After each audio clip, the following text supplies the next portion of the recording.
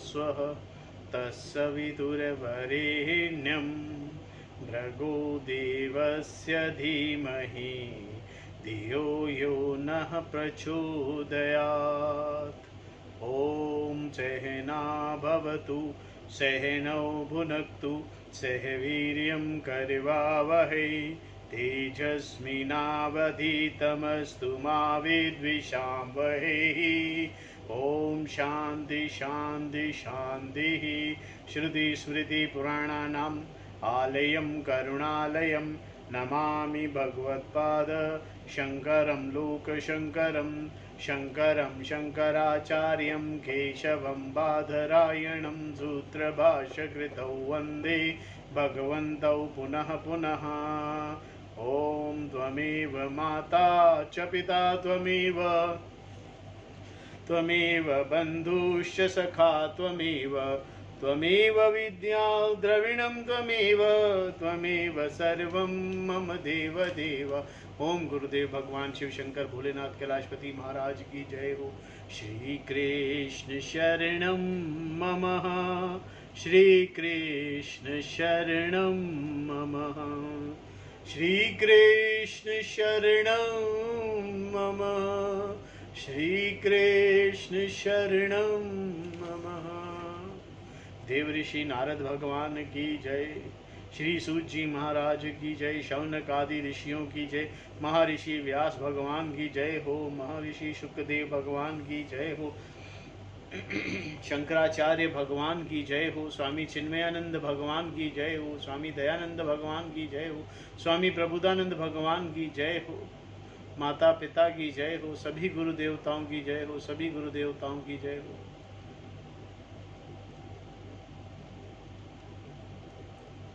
स्वामी शुद्धानंद स्वामी जी की जय हो, साध्वी आनंद ज्योति जी की जय हो, सभी गुरु देवताओं की जय, सभी गुरु देवताओं की जय, माता पिता की जय, सभी गुरु देवताओं।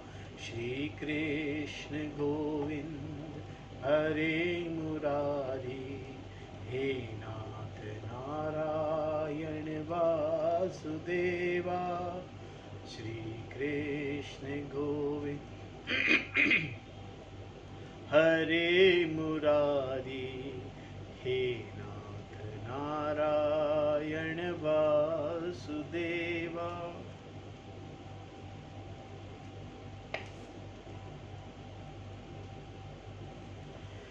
श्रीमद् भागवत कथा पंचम स्कंद 24वां अध्याय। ये जो अध्याय हैं इनमें अभी ज्योतिष जियोग्राफिकल पोजीशन, भौगोलिक स्थिति, सृष्टि की भौगोलिक स्थिति क्या है इसका विवरण दिया गया है। ज्योतिष से अक्सर हम एक निष्कर्ष निकालते हैं और वो निष्कर्ष है कि ज्योतिष शास्त्र से भविष्य, भूत, वर्तमान और भविष्य का पता लगता है कि अगर ये नक्षत्र इस समय पर ऐसे थे तो ये हुआ था, अगर इन नक्षत्रों की ये पोजीशन इस समय है तो ये होने के संभावना है। ऐसा हमारा अनुमान है। हमारा मीन्स शास्त्रों में लिखे गए कुछ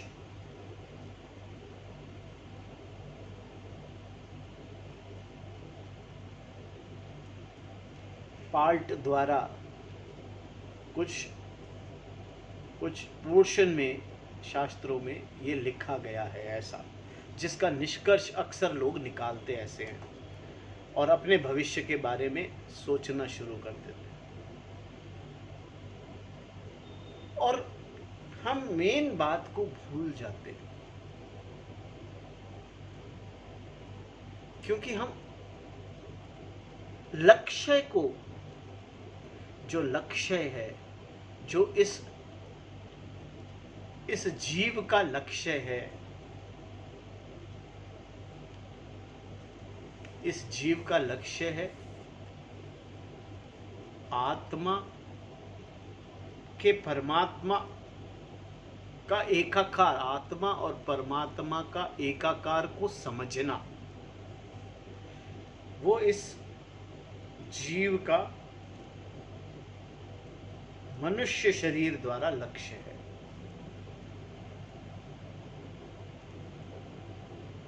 और इस लक्ष्य को छोड़कर हम अन्य सभी लक्ष्यों के पीछे, जो कि भौतिक लक्ष्य हैं, जो वासनाओं से उत्पन्न होते हैं, उन लक्ष्यों के पीछे दौड़ने लगते हैं। ज्ञान के लक्ष्य के पीछे नहीं दौड़ते।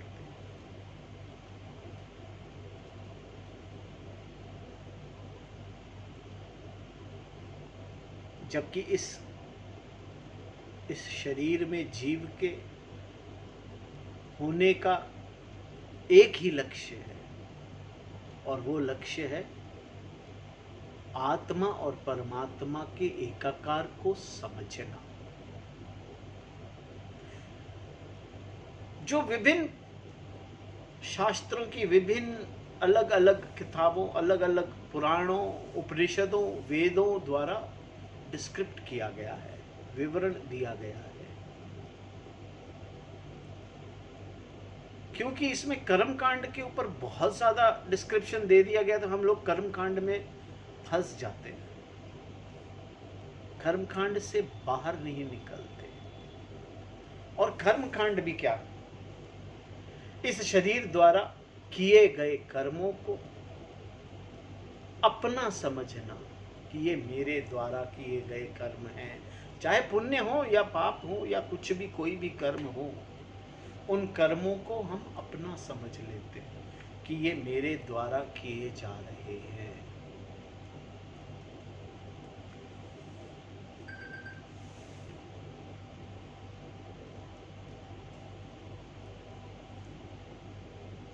और यहां से मेरे द्वारा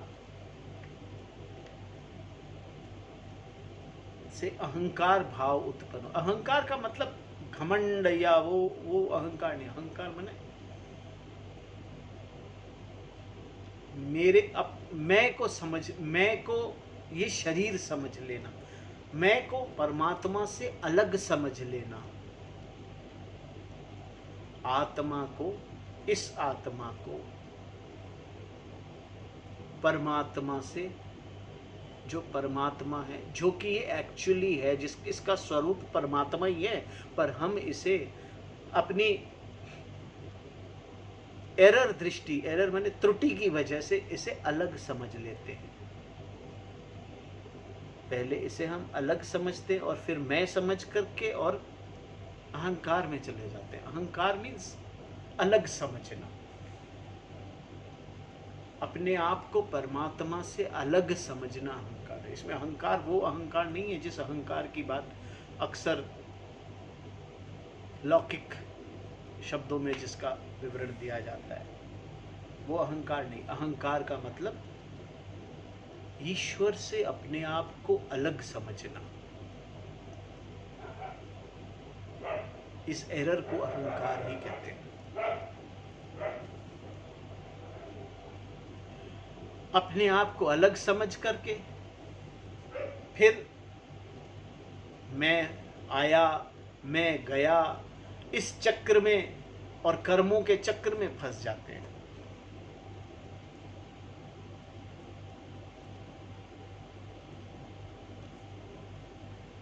कर्म फल जन्म मृत्यु के चक्र में, कर्म फल जन्म मृत्यु का जो ये चक्र है, इसी में फंस जाते हैं। क्यों फंस जाते हैं? क्योंकि हम अपने आप को हम समझ लेते हैं, मैं समझ लेते हैं, ये शरीर समझ लेते हैं।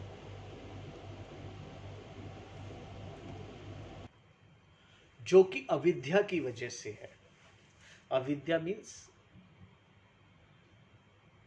शास्त्रों का अध्ययन न करना, अविद्या। शास्त्रों की दृष्टि को न समझना, अविद्या।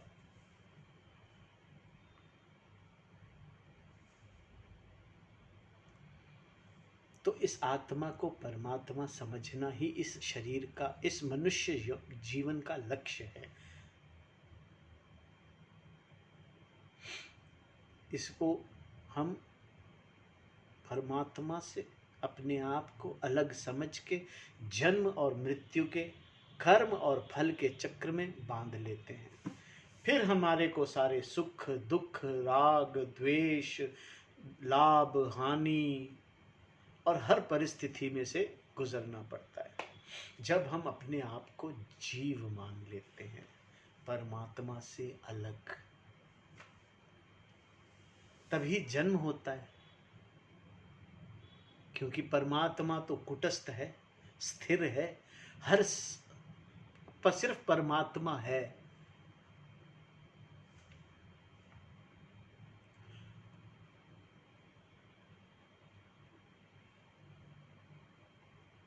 सिर्फ परमात्मा है। वो समय से भी नहीं बंधा हुआ, किसी काल से बंधा हुआ नहीं है। परमात्मा में काल है, काल में परमात्मा नहीं है। ये संपूर्ण सृष्टि में परमात्मा नहीं है, ये संपूर्ण सृष्टि परमात्मा में है। ये समझना। जन्म किसका हो सकता है?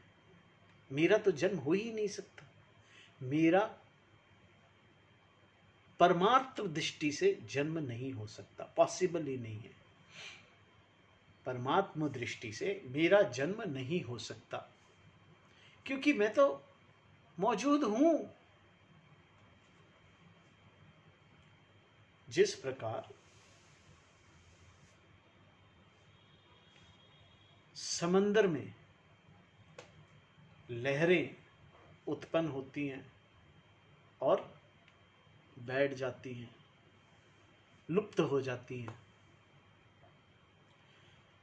तो वो लहरों की जन्म मृत्यु तो हो सकती है कि लहर जन्मी और लुप्त हुई, लहर जन्मी और लुप्त हुई, तो लहर दृष्टि से तो जन्म मृत्यु हुआ।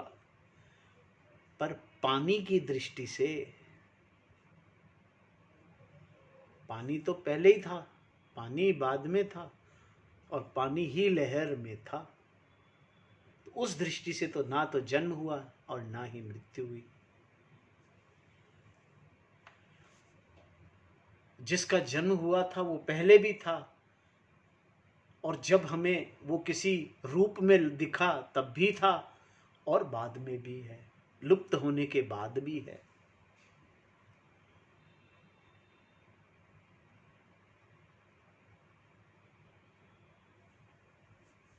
जीव, हर जीव, जितने भी हमें, जो हम अलग समझ रहे हैं, वो सब जीव इंक्लूडिंग हम स्वयं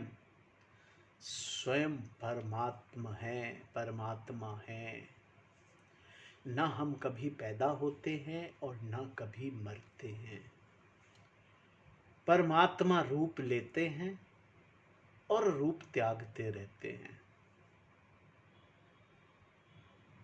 अलग अलग रूप लेते रहते हैं, अलग अलग त्याग करते रहते हैं। ये सत्य है।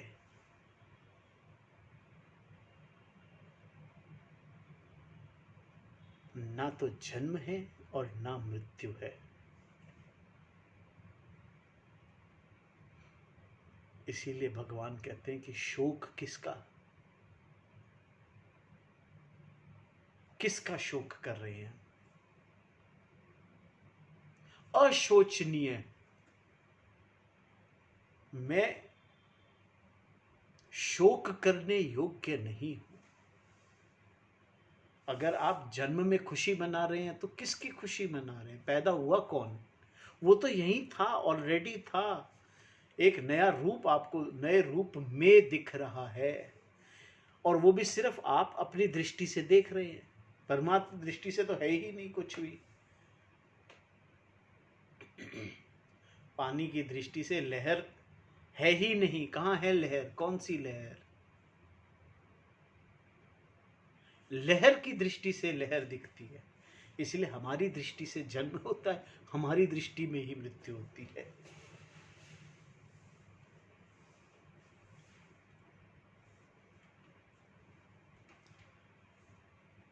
इस बात को समझना बहुत अति आवश्यक है कि मृत्यु, जन्म और मृत्यु नामक कुछ नहीं है। ना तो जन्म होता है, ना मृत्यु होती है।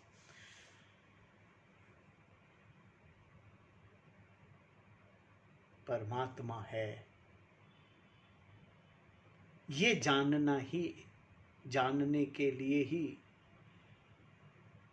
जीव हर समय अलग अलग, क्योंकि वो समय में जब तक वो नहीं पहचानता इस बात को, तब तक वो जन्म लेता रहता है, दुख सुख के भोग भोगता रहता है। इसीलिए मनुष्य जन्म में ही सिर्फ ये मुमकिन है कि शास्त्रों का अध्ययन किया जाए, इस त्रुटि को दूर किया जाए और जन्म मृत्यु के चक्र से बाहर आया जाए।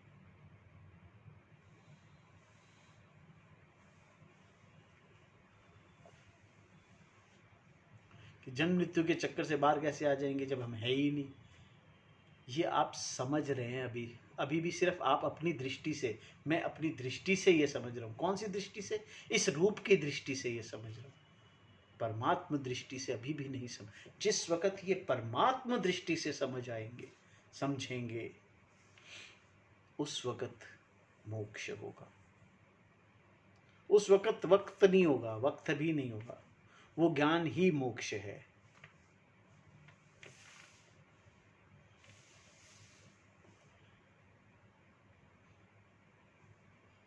दृष्टि एक ही है, दो दृष्टियां भी नहीं है कि ये इस रूप की दृष्टि से और परमात्मा की दृष्टि से दो दृष्टियां नहीं। दृष्टि सिर्फ परमात्मा की है। परमात्मा की दृष्टि ही एरर त्रुटि की वजह से, अविद्या की वजह से अपने आप को अलग समझ के और जीव दृष्टि समझने लगती है। परमात्मा ही, परमात्म दृष्टि ही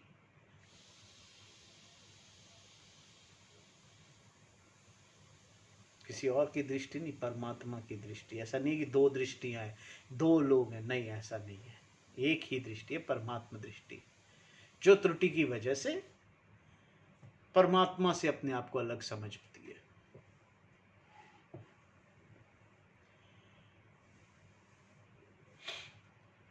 श्रीमद् भागवत के पंचम स्कंद के 24वें अध्याय में भगवान शुक्रदेव जो है वो राहु आदि की स्थिति, अतल आदि नीचे के लोकों का वर्णन करेंगे, जिसको हम ध्यान से पढ़ने का प्रयत्न करेंगे, खूब समझने का भी प्रयत्न करेंगे। इसमें कोई बहुत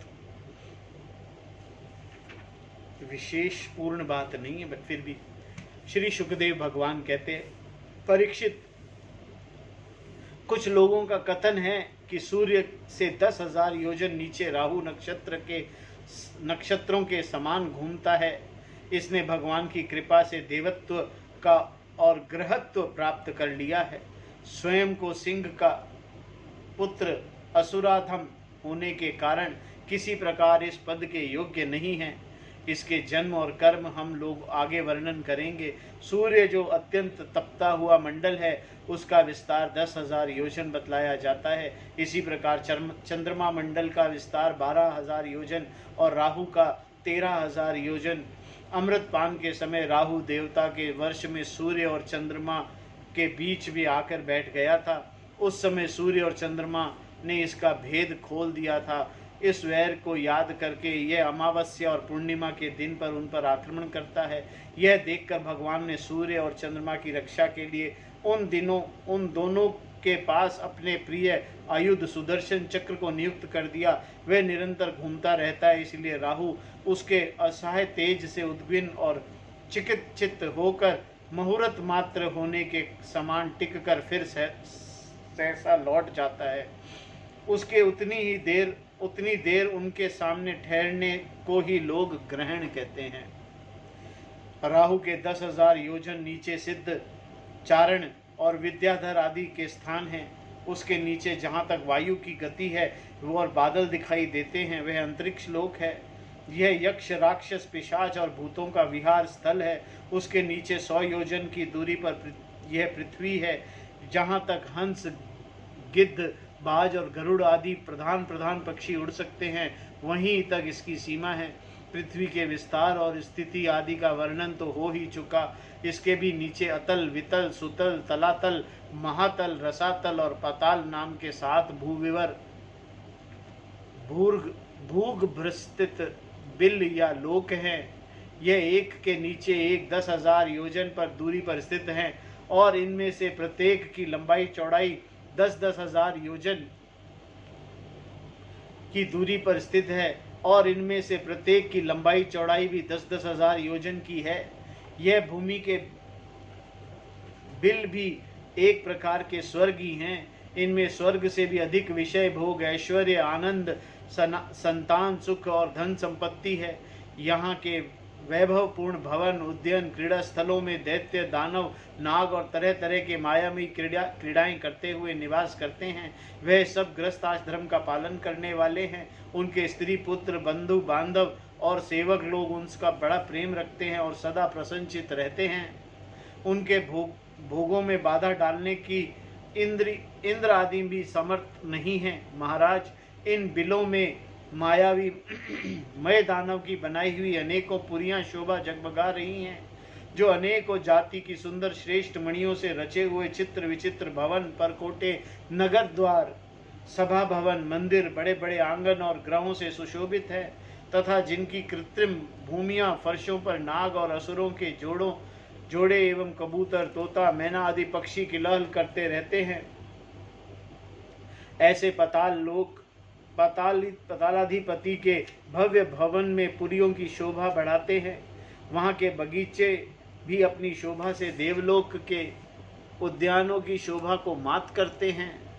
उनमें अनेकों वृक्ष हैं जिनकी सुंदर डालियां फल, फूलों के गुच्छे और कोमल कोपलों से भार से झुकी रहती हैं तथा जिन्हें तरह तरह की लताओं ने अपने अंगपाश में बांध रखा है। वहाँ के निर्मल जल से भरे हुए अनेकों जलाशय हैं। उनमें विविध विहंगों के जोड़े विलास करते रहते हैं। इन वृक्षों और जलाशयों में सूक्ष्म से उद्यान बड़ी शोभा पा रहे हैं। उन जलाशय में रहने वाली मछलियाँ जब खिलवाड़ करती हुई उछलती हैं तब उनका जल हिल उठता है। साथ ही जल के ऊपर उगे हुए कमल, कुमुद, कवल, कलहर, नील कमल, लाल कमल और शतपत्र कमल आदि समुदाय भी हिलने लगते हैं। इन कमलों के वन में रहने वाले पक्षी अविराम क्रीड़ा कौतुक करते हुए भांति भांति की बड़ी मीठी बोली बोलते रहते हैं, जिसे सुनकर मन और इंद्रियों को बड़ा ही आह्लाद होता है। उस समय समस्त इंद्रियों में उत्सव सा छा जाता है। वहाँ सूर्य का प्रकाश नहीं जाता, इसीलिए दिन रात आदि काल विभाग भी कोई खटका नहीं देखा जाता। वहाँ की संपूर्ण अंधकार को बड़े बड़े नागों के मस्तक की मणियों से ही दूर करती हैं। इन लोकों के निवासी जिन औषधि, रस, रसायन, अन्न, पान के स्नान आदि का सेवन करते हैं, वह सभी पदार्थ दिव्य हैं।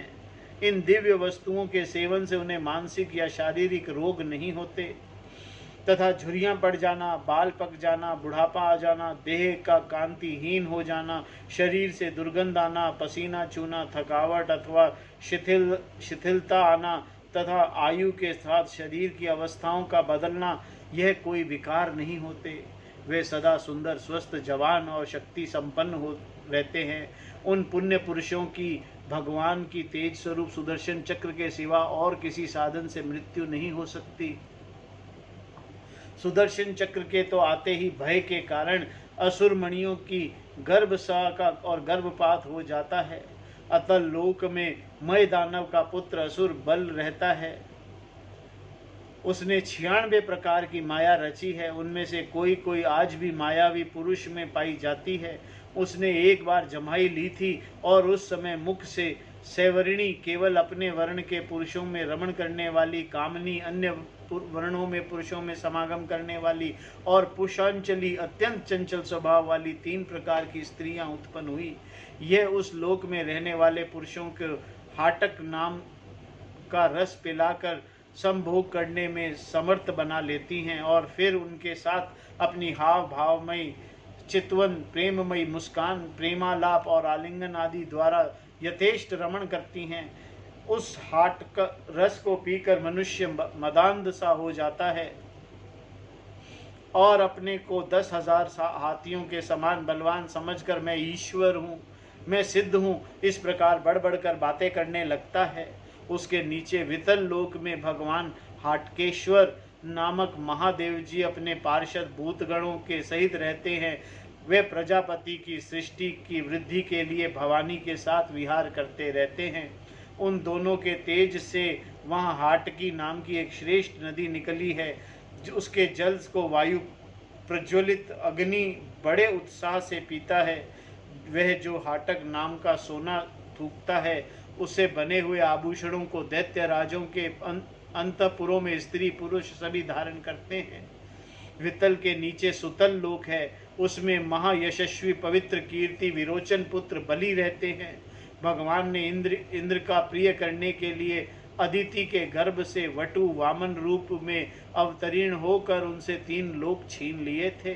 फिर भगवान की कृपा से उनका इस लोक में प्रवेश हुआ। यहाँ उन्हें जैसी उत्कृष्ट संपत्ति मिली हुई है, वैसी इंद्र आदि के पास भी नहीं है।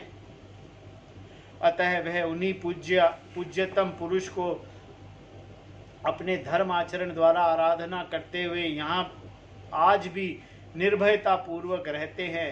राजन, संपूर्ण जीवों के नियंता एवं आत्मस्वरूप परमात्मा भगवान वसुदेव जैसे पूज्यतम पवित्रतम पात्र के आने पर उन्हें परम श्रद्धा और आदर के साथ स्थिर चित्त से दिए हुए भूमि दान का यही कोई मुख्य फल नहीं है कि बलि को सूतल लोक का ऐश्वर्य प्राप्त हो गया। यह ऐश्वर्य तो अनित्य है, किंतु वह भूमि दान तो साक्षात मोक्ष ही द्वार है। भगवान तो छींकने, गिरने और फिसलने के समय विवश होकर एक बार नाम लेने से भी मनुष्य सहसा कर्म बंधन को काट देता है, जबकि मुमुक्षु लोग इस कर्म बंधन को योग साधना आदि अन्य अनेकों का उपायों के आश्रय लेने के बड़े कष्ट से नहीं काट पाते। अतएव अपने संयमी भक्त और ज्ञानियों को स्वस्वरूप प्रदान करने वाले और समस्त प्राणियों के आत्मा श्री भगवान को आत्म भाव से किए हुए भूमि दान का यह फल नहीं हो सकता। भगवान यदि बलि को उसके सर्वस्व दान के बदले अपनी विस्मृति कराने वाला यह मायामय भोग और ऐश्वर्य ही दिया, तो उसने उस पर यह कोई अनुग्रह नहीं किया। जिस समय कोई और उपाय न देखकर भगवान ने याचना के छल से उसका त्रिलोकी का राज्य छीन लिया और उसके पास केवल उसका शरीर मात्र ही शेष रहने दिया, तब वरुण के पाशों में बंधकर पार्वत की गुफा में डाल दिए जाने पर उसने कहा था, खेद है, यह ऐश्वर्यशाली इंद्र विद्वान होकर भी अपना सच्चा स्वार्थ सिद्ध करने में कुशल नहीं है। इसने संपत्ति लेने के लिए अनन्य भाव से बृहस्पति जी को अपना मंत्री बनाया, फिर भी उनकी अवहेलना करके इसने श्री विष्णु भगवान से उनका दास्य न मांगकर उनके द्वारा मुझसे अपने लिए ही भोग ही मांगे। यह तीनों लोग तो केवल एक मनवंतर तक ही रहते हैं, जो अनंत काल के एक अव्य मात्र हैं। भगवान ने केकर्य के आगे भला इन तुच्छ भोगों का क्या मूल्य है। हमारे पिता महाप्रहलाद जी ने भगवान के हाथों अपने पिता हिरण्याकश्यपु के मारे जाने पर प्रभु की सेवा का ही वर मांगा था। भगवान देना भी चाहते थे तो भी उनसे दूर करने वाला समझकर उन्होंने अपने पिता का निष्कंटक राज्य लेना स्वीकार नहीं किया। वे बड़े महानुभव थे। मुझे पर तो न भगवान की कृपा ही है और न मेरी वासनाएं ही शांत हुई है। फिर भी मेरे जैसा कौन पुरुष उनके पास पहुंचने का साहस कर सकता है। राजन, इस बलि का चरित्र हम आगे अष्टम स्कंद में विस्तार से करेंगे। वामन अवतार की कथा के अंदर अपने भक्तों के प्रीति भगवान का हृदय दया से भरा रहता है। इसी अखिल जगत के परम पूजनीय गुरु भगवान नारायण हाथ में गदा लिए सूतल लोक के राजा बलि के द्वार पर सदा उपस्थित रहते हैं। एक बार दिग्विजय करता हुआ घमंडी रावण वहां पहुंचा। जब उसने भगवान ने अपने पैरों के अंगूठे की ठोकर से उस लाखों योजन दूर फेंक दिया था। सूतल लोक के नीचे तलातल है, वहां त्रिपुराधिपति दानवराज मय रहता है। पहले तीनों लोकों को शांति प्रदान करने के लिए भगवान शंकर के उसके तीनों पुर भस्म कर दिए थे। फिर उन्हीं की कृपा से उसे यह स्थान मिला। वह मायावियों का परम गुरु है और महादेव जी के द्वारा सुरक्षित है, इसीलिए उसे सुदर्शन चक्र से भी कोई भय नहीं है। वहाँ के निवासी उसका बहुत आदर करते हैं। उसके नीचे महातल कृद्रुक से उत्पन्न हुए अनेकों सिरों वाले सर्पों का क्रोधवंश नामक एक समुदाय रहता है। उनके कुहक, तक्षक, कालिया और सुषेण आदि प्रधान हैं।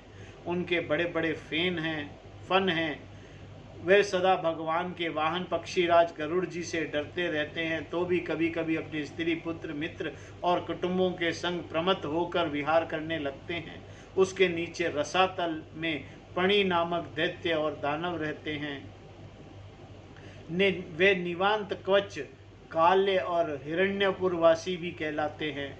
इनका देवताओं से विरोध है। ये जन्म से ही बड़े बलवान और महान साहसी होते हैं, किंतु जिनका प्रभाव संपूर्ण लोकों में फैला हुआ है, उन श्री हरि के तेज से बलाभिमान चूर्ण हो जाने के कारण यह सर्पों के समान लुक छिप कर रहते हैं तथा इंद्र की दूती शर्मा में कहे हुए मंत्र वर्ण रूप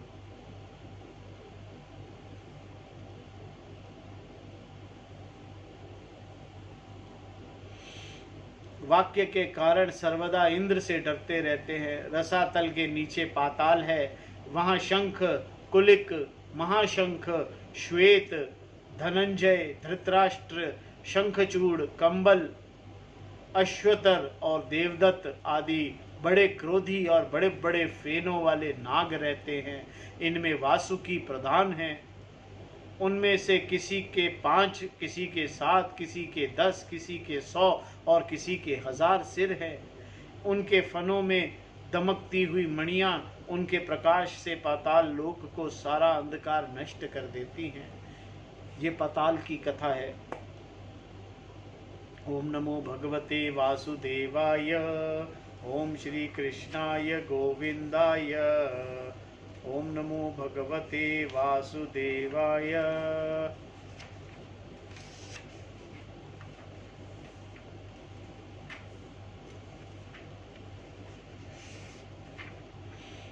इसके बाद श्री संकर्षण देवता का विवरण और स्तुति है। इस स्तुति को हम कल करेंगे।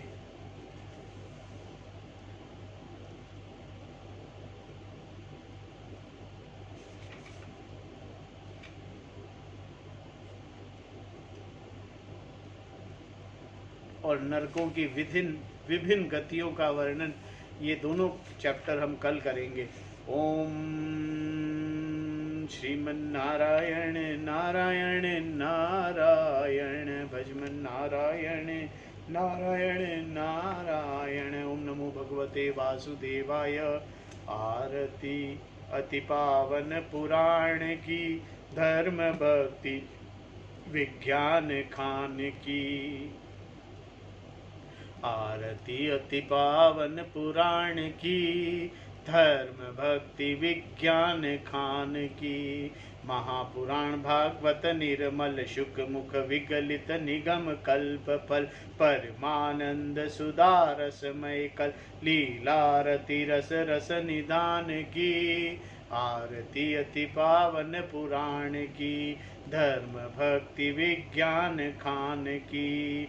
कलिमल मथनि त्रिताप निवारिणी, जन्म मृत्युमय भव भयहारिणी। सेवत सतत सकल सुख शिवकारिणी सौमौषधि हरिचरित गान की आरती अति पावन पुराण की धर्म भक्ति विज्ञान खान की विषय विलास विमोह विनाशिनी विमल विराग विवेक विकासिनी भगवत तत्व रहस्य प्रकाशिनी परम ज्योति परमात्म ज्ञान की आरती अति पावन पुराण की धर्म भक्ति विज्ञान खान की परमहंस मुनि मन उल्लासिनी रसिक हृदय रस रास विलासिनी भुक्ति मुक्ति रति प्रेम सुदासिनी कथा किंचन प्रिय सुजान की आरती अति पावन पुराण की धर्म भक्ति विज्ञान खान की आरती अति पावन पुराण की धर्म भक्ति विज्ञान खान की। ओम नमो भगवते वासुदेवाय। आज की कथा को हम यहीं विराम देते हैं। ओम पूर्णमदः पूर्णमिदं पूर्णात् पूर्णमुदच्यते पूर्णस्य पूर्णमादाय पूर्णमेवावशिष्यते। ओम शांति शांति शांति हरि ओम तत्सत। ओम गुरुभ्यो नमः। ओम नमो भगवते वासुदेवाय। श्रीमन्नारायण नारायण नारायण हरिहर नारायण नारायण नारायण श्रीमन्नारायण नारायण नारायण भजमन नारायण नारायण नारायण हरिहर नारायण नारायण नारायण। ओम नमो भगवते वासुदेवाय।